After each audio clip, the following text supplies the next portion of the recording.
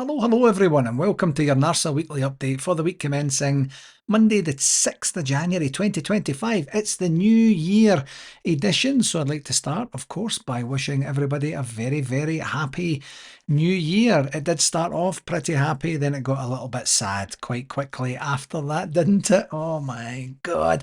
It's Gary here again, of course, and do you remember last week, if you get a chance to listen last week, I know that the schedules can be a wee bit mixed up during the holiday period, but I did mention that we're a wee bit of a Jekyll and Hyde team.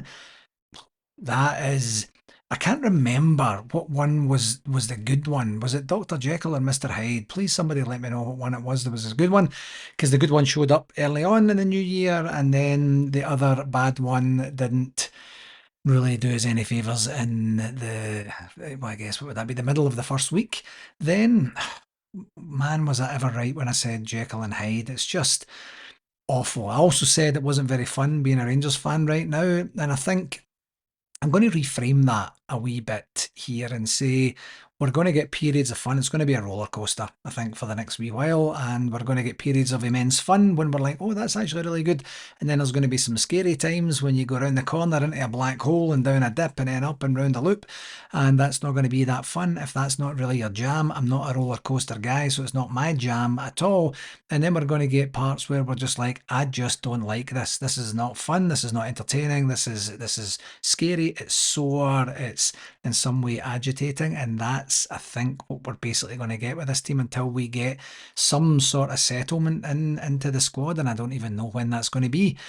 You know, I did also mention that we're not going to get any better anytime soon, and it might even get worse before it gets better. Now, I don't want to say that this past week was as bad as the week before, because it wasn't, but it could have just been better. It really could have. And I guess I'm just getting to be at a wee bit of a loss for what we're seeing on the pitch these days. And it's one of these, not in a good way. You have no idea what's going to happen when you show up to watch Rangers. There's just a consistent inconsistency with the squad, with the team these days. And that is quite frustrating, quite demoralising most of the time, to be perfectly frank with you. And here's the key thing, like, we know for a fact that there is absolute brilliance in this team. We know that. We've seen it.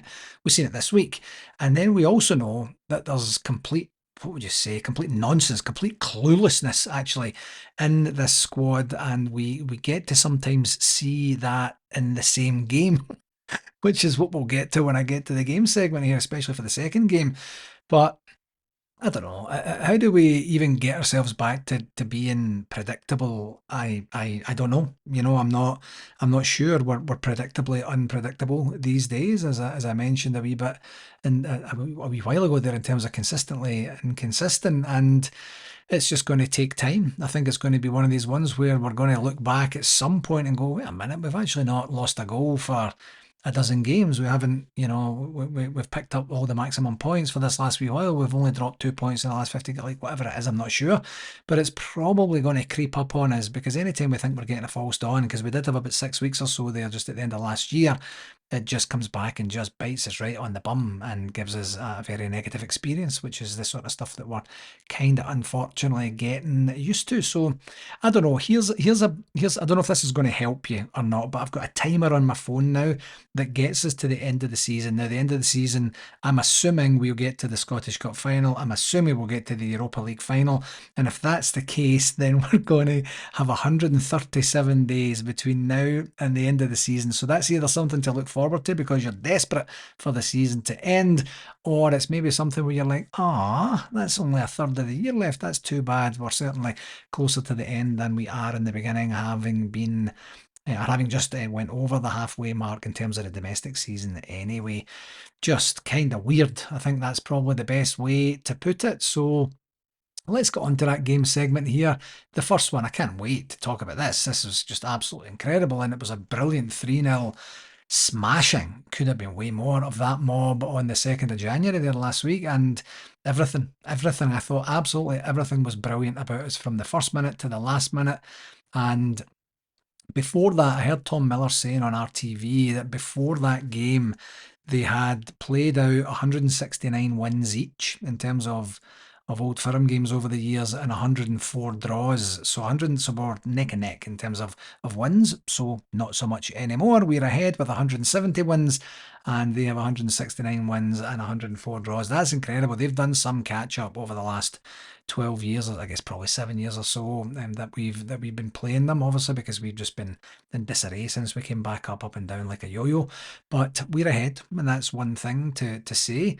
But it was great. And one of these things, and remember I've talked about a couple of times, where sometimes the manager can basically kind of demoralise us before we even get going with the lineup. Well, a couple of days before it, or in the days leading up to it, we found out that we lost James Tavernier to some sort of phantom injury from the Motherwell game. I have no idea what happened. I didn't see a replay of anything. I'm not exactly sure exactly what it is, but he mentioned he was going to be out for a couple of weeks.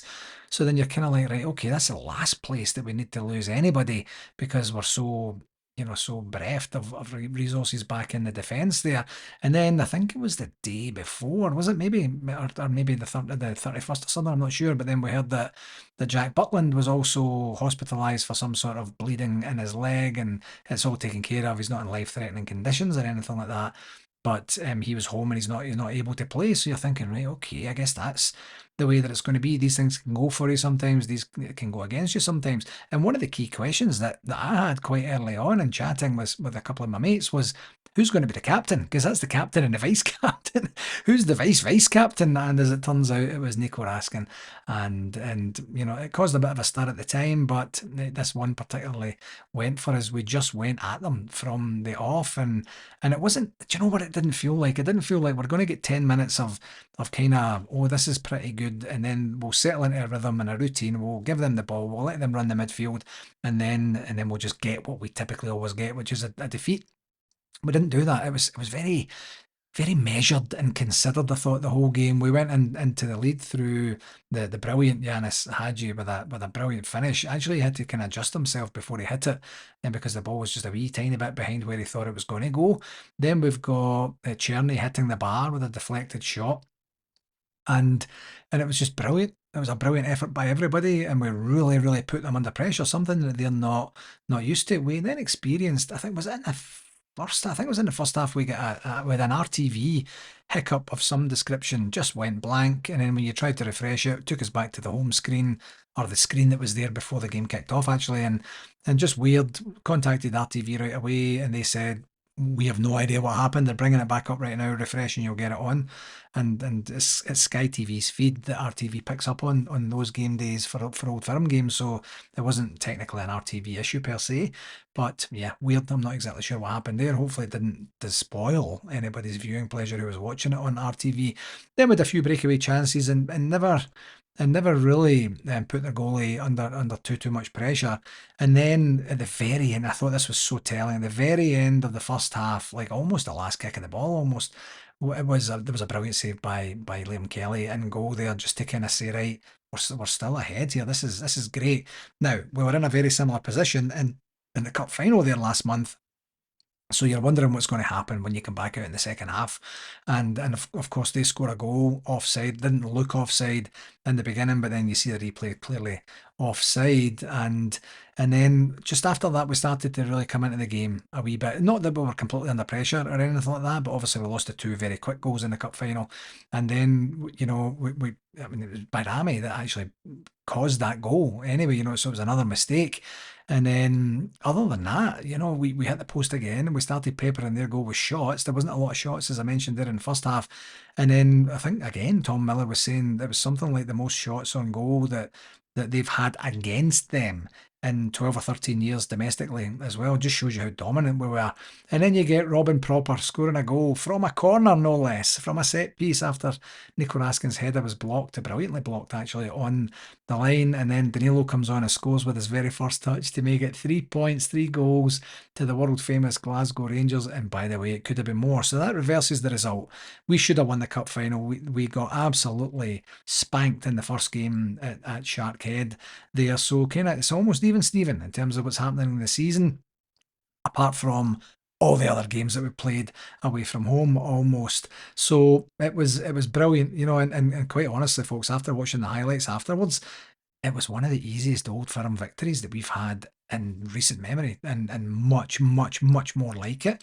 So you're thinking 2025, have we turned the corner? Have we got in us what we need to have in us? More about that in a while. I don't need to spoil the surprise because you already know what happened in the next game, but the answer is no, not really. So let's get back to the positives for this game. The result, everything about the game. Yanis Hadji, Nico Raskin were absolutely immense. Actually, you know what? Everyone was immense, but these guys really stood out. I thought they were fantastic. The hunger, the desire, the thirst.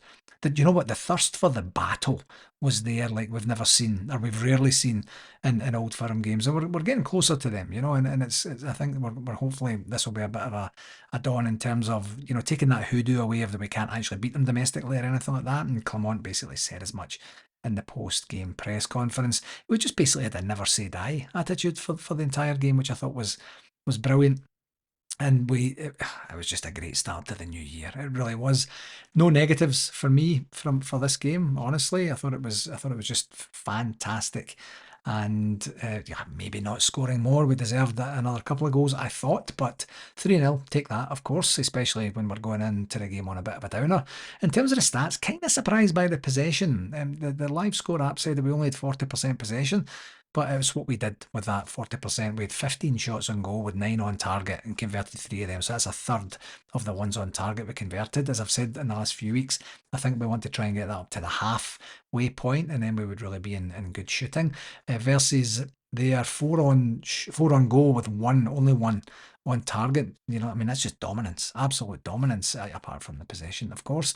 On the referee watch, I think, and I'm glad to be able to say this after a victory, I think Don Robertson had a day to forget. You've got here's things that I remember that he missed. You've got the Alistair Johnson elbow. Nothing happens from there. You then got Jeffrey with an accidental handball and he gets a yellow card. And then Hadji is lining up a shot on the outside of the box and gets absolutely emptied from behind. Not even a foul, by the way. Not even a foul we get for that. And then you've got the McGregor and Raskin handbags at half time there, and it's only Raskin it's booked. And hopefully you've seen the Raskin press conference afterwards where he said, I get booked because he was going to book both of us, and then he realised that Callum McGregor had already been booked and decided not to book him. That's just pathetic refereeing, absolutely pathetic. And I'm really glad, good for Raskin, that talking about it afterwards, because with the greatest of respect, you wouldn't hear, James Tavernier coming out and saying something like that, so bold and so factual. After that, there's always just it's always a wee bit more manufactured in terms of when Tavernier's speaking. And then you get Johnson, who then does in the one passage of play, by the way, a blatant push followed by a kick, and still no warning, not even a warning or a yellow card. The boy's obviously unbookable, so I don't know what he's done to this game. I don't know how everybody thinks that that's okay to get away with that. So Robertson, thankfully, none of these were material in terms of us not winning the game or anything like that. But he's going to get a 4 out of 10 for that. He had a garbage day, an absolutely garbage day. So do better, Mr. Robertson.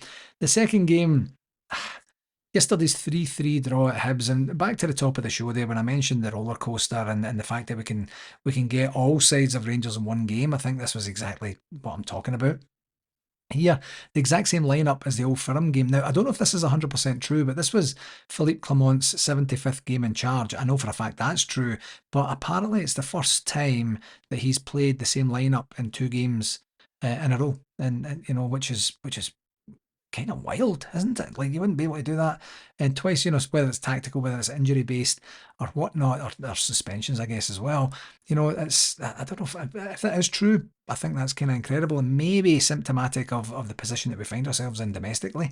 I'm not 100% sure, but we had an absolutely scorching, brilliant 30 minutes at the very beginning of the game, and it kind of turns that we don't start the games well in philosophy on its head. And we've all seen it. We haven't started many games well, and we've turned it on a wee bit in the second half, but we just came out like an absolute house on fire, lights out. It was brilliant. We had 2 goals from Igaman. He was absolutely incredible, wasn't he? What a find he is now.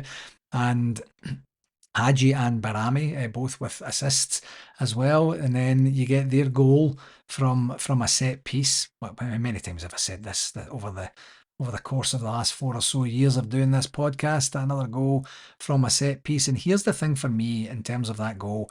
We never challenged, and we didn't even get a touch on on the ball when that ball came in. Now the ball got kicked off of. I think it was Sterling that got kicked off of, but we never actually made a challenge. We never got a touch via an actual challenge. He just happened to be standing there, and it was just. I mean, the conditions were bad, and I understand that, but it was just kind of like head tennis, and the guy just. I mean, Doyle took way too much time to put that ball in the net, and just a crap goal, a terrible goal. And then after half time, we lose that goal from. No, sorry, that was the second goal we lost. We said the second goal we lost. I think was that was it now? Oh, I don't even remember. But Sterling did get hit with the ball, and then that's two each. I'm fairly sure that's exactly what it was. Then we get the perfect hat trick for Igaman. My apologies, folks. I can't remember exactly what happened in the game. And you've got the perfect hat trick: right foot, left foot, or left foot, right foot.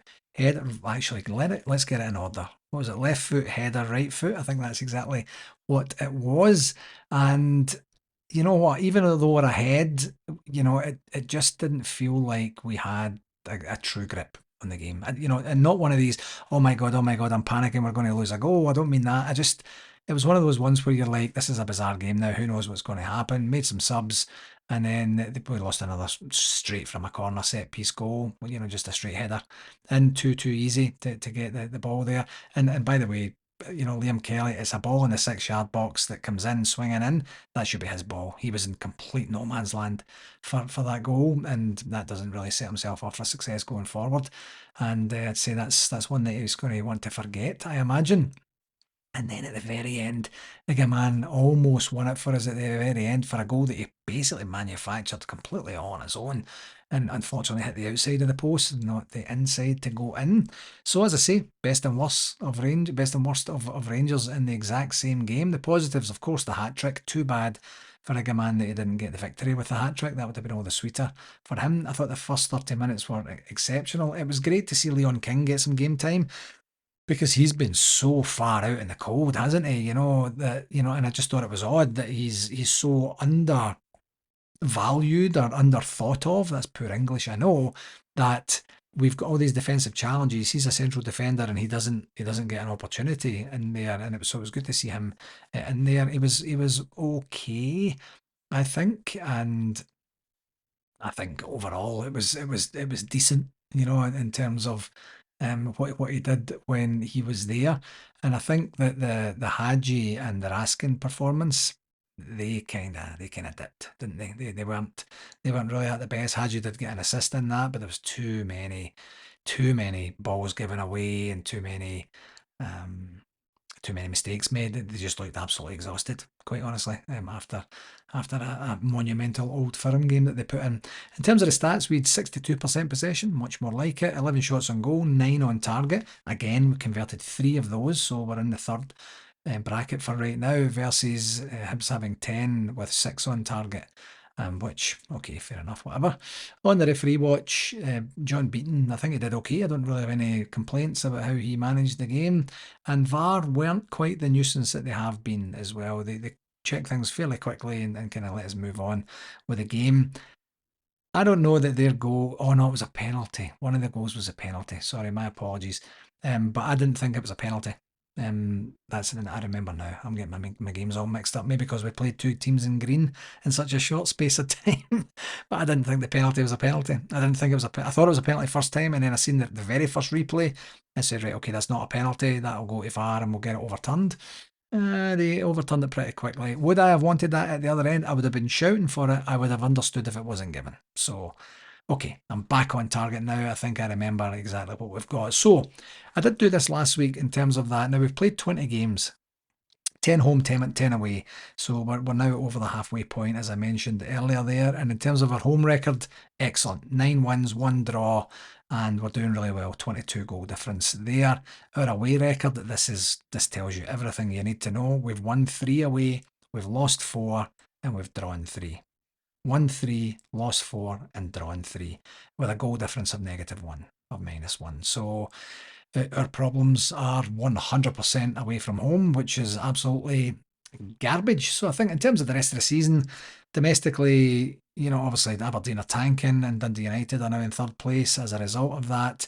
I don't think we need to worry about not finishing second. Not that I was worried, but it was just kind of a wee bit excitable for a while. We just need to stagger forward from here, do the best we can in the cups that we still have available to us, and see where it goes from there, build for next season. How many times have we said that over the last few seasons since Steven Gerrard left? Too many is the answer.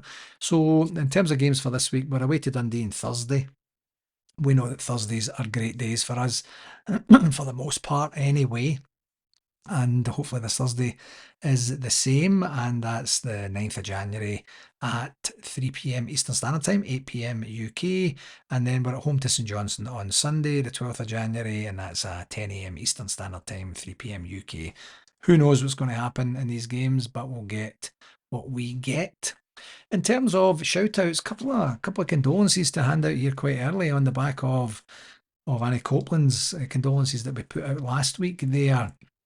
And this time, the first one comes from the Cambridge True Blues Rangers Supporters Club, and I received this message from Gary Fleming, and he says, I'm writing with some very sad news. We lost a long-standing member on the 2nd of January, shortly after the Old Firm game. Ray Whittet passed away early afternoon, January 2nd, while in a hospice care surrounded by his family. He will be sorely missed by all who knew him, and will leave a large void in the hearts of the Cambridge True Blues membership and all Blue Noses who knew him. And I knew Ray. Ray and I had conversed quite a number of times at the conventions over the years, and sometimes over email when he was heading back home to get tickets and such. And the very first time I recall meeting him, he shouted me over. It was in Toronto in 2014, and I vividly remember this.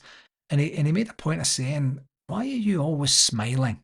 And I kind of laughed, and I said, "What do you mean?" And he says, "Why? Like, you're always, every time I see you, you've got a smile on your face." And I says, "What's not to love about this? We're in a lovely city. We're having a great time. It's an opportunity to see and do something different. And there's Blue Noses absolutely everywhere. I'm absolutely loving life when I'm at the conventions. And here we are 11 years later, and still feel the same when I get to the convention, but the work is a wee bit harder now than it was all those years ago. Very, very lovely man. I really did enjoy his company, and you just got him the same way all the time. Such heartbreaking news. I didn't even know that he was sick. So, sincere condolences, of course, to everyone at Cambridge True Blues, and to Ray's family and friends.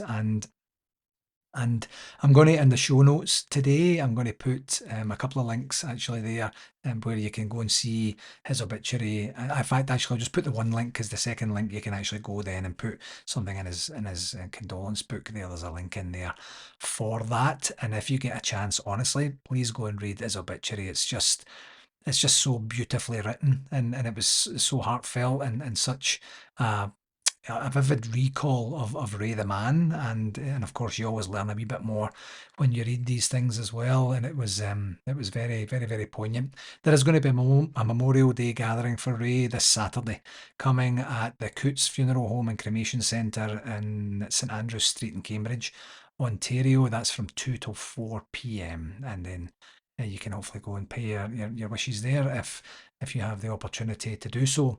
And the second one I have here was sent on to me from both Tommy and Glenn Brotherston, from the Niagara True Blues, with sad news. And I'll just read it out here. Sad news, my pal of 40 years, Jimmy Whitelaw from Broxburn, passed away today. He sent this on the weekend there.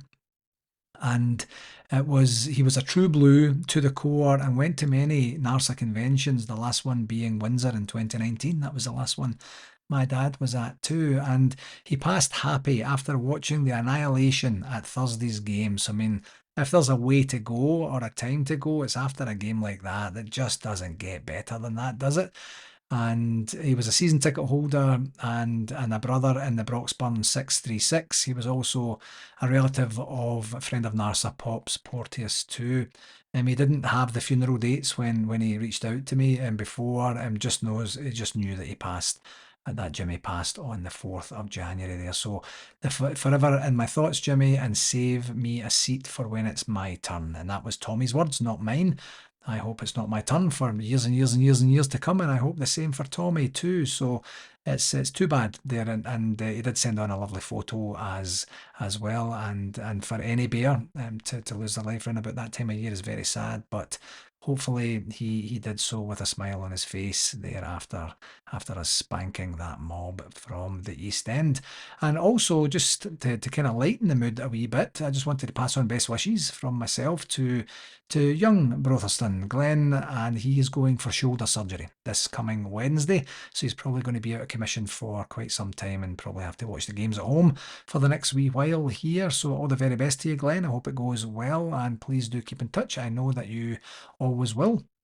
And today I was actually on Facebook. I don't go on Facebook that much. I post on it every day for my business. And if you feel like going and following that, you can see me on video every day at Gary Gillen Coaching. Quick plug.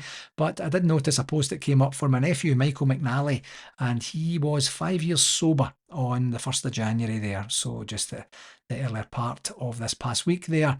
And 5 years sober on New Year's Day. I mean, that's a poignant day to start it. And he did a kind of before and after photograph and talked about how he thought he was happy, and then the extreme happiness that he's introduced into his life with the good vibes that he's putting out, and the very strong personal and self-development work that he's putting into himself. So congratulations, Michael. A lot of people know him as Mick. I've always known him as Michael, so he'll always be Michael to me, but 5 years sober is an incredible achievement. And as I said on your post, I am so very proud of you, my man. And just a wee interesting thing. I don't know if this is a shout out, or maybe I should have done it in the communications section, but it kind of went under the radar. But Robbie Fraser joined Livingston on loan for the remainder of the season. He had a couple of appearances this season, and I thought he might have been good to keep around. Since we're kind of absolutely short in defence, but nope. Let's just let him go on loan, and that will hopefully work out. He went to Livingston on loan for the remainder of the season. Livingston are, of course, challenging to try and get straight back up into the Premier League if they can, or the Premiership if they can at the first time of asking. So hopefully Robbie Fraser can help them do that. Just another quick reminder of the Orange County Soccer Club running their fan ownership system or scheme for the UK. I did visit the site last week, and I understand there are 2 days left. So I guess you've got until about Wednesday. If you're thinking about that, I'll leave the link in the show notes for that one. And another reminder for the Melbourne City Loyal Rangers Supporters Club Culture Weekend, where they're going to have Ian Ferguson, Gary Stevens and Stuart Monroe. They're going to have a boat cruise. They're going to have a gala dinner. And it's going to just be incredible. I'll leave that link. That's next year. And sorry, I guess this year, in November of this year, I believe it is. So you've got time to get that organised as well.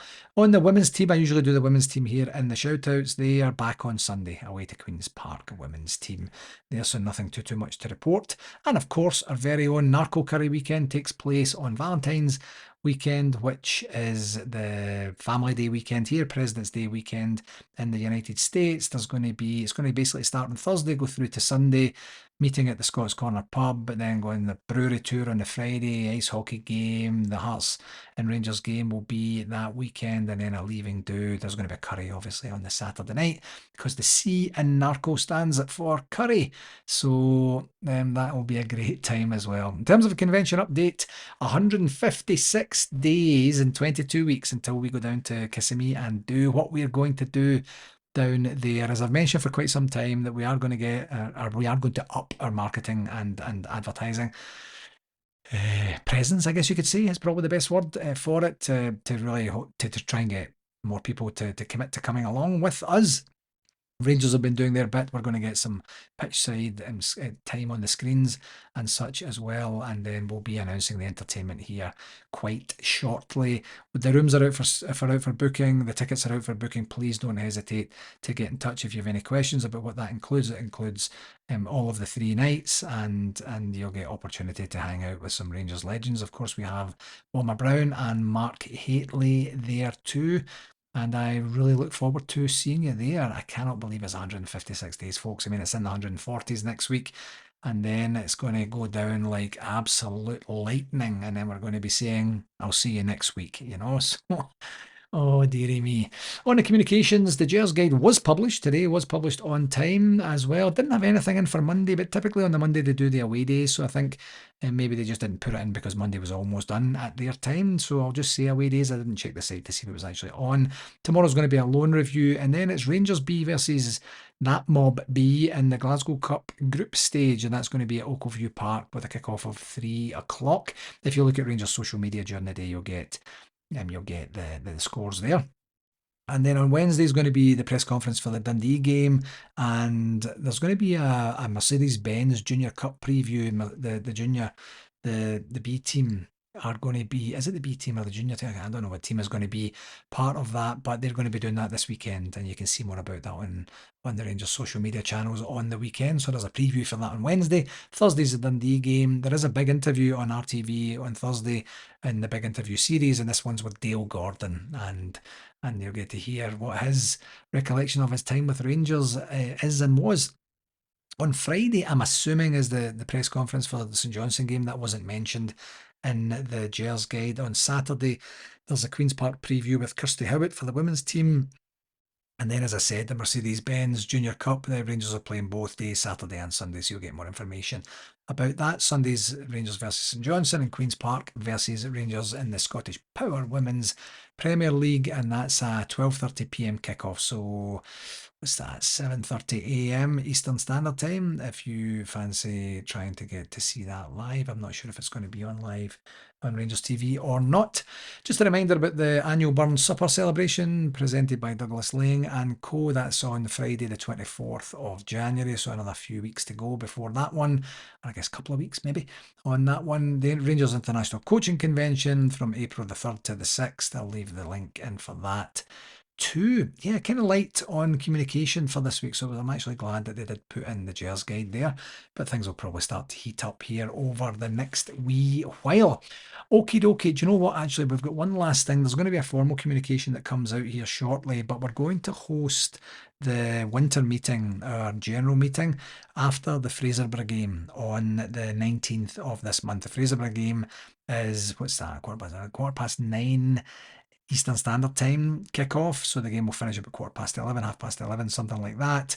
Assuming it doesn't go to extra time or anything, and then we'll hold a meeting. Basically immediately after that. Hopefully, we'll get some folks to show up so that we get a quorum and we can get through the meeting, and we'll see how we do from there. So mark your calendars for that, the 19th of January, and we'll get all the relative information out that we need to get out here in the next week or so.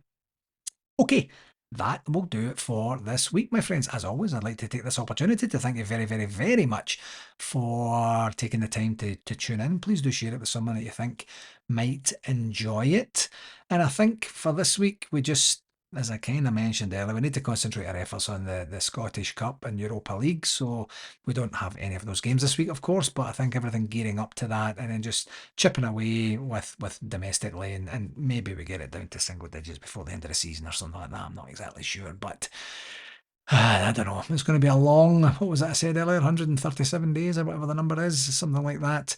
And we'll see how that goes. But anyway, until next week, please do take care of yourself and all the very, very best. Follow, follow.